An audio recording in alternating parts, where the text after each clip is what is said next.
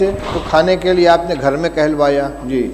فبعث إلى نسائه فقلن ما معنا إلا الماء فقال 9 رسول گھر تھے، 9 گھر کے اندر سوائے پانی کے کچھ نہیں تھا جی.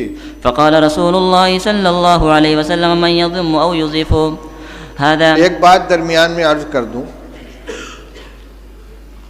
مولانا سعد صاحب نے بھوپال میں تقریر کی ہے کہ دعوت اور تعلیم دونوں سنت کے راستے سے ہٹ گئے ہیں، اور مثال اور دعویٰ کیا ہے کہ صحابہ کرام رضی اللہ تعالیٰ عنہ خود رسول اللہ صلی اللہ علیہ وسلم کے گھر کا انتظام کرتے تھے.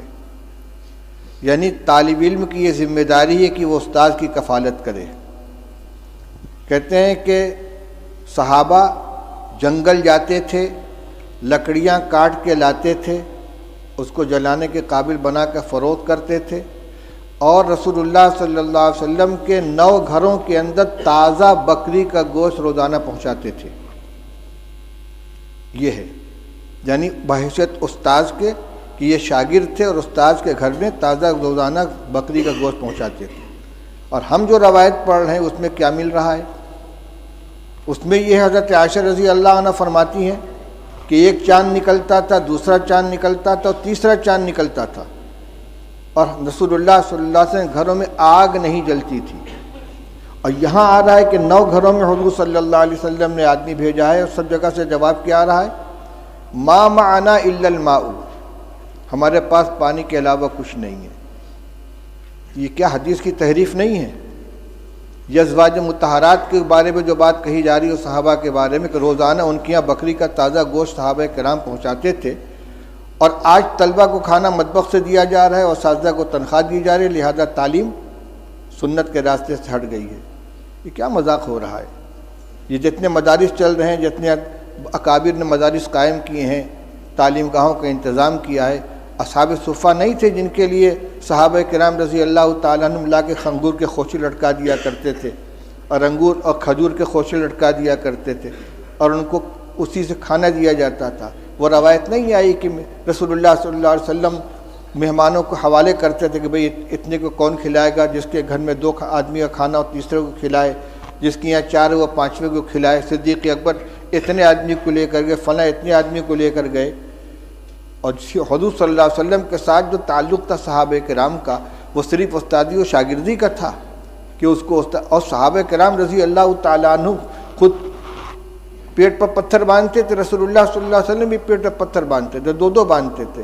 لہذا یہ کبھی اتفاق سے کوئی جزیہ پیش آ جائے اس کو دائمی معمول بنا کر پیش کرنا، یہ تو تحریف ہے کہ سنت کے راستے سے مدارس ہٹ گئے ہیں. نہ دعوت سنت کے راستے پر بچی، نہ تعلیم سنت کے راستے پر بچی ہے.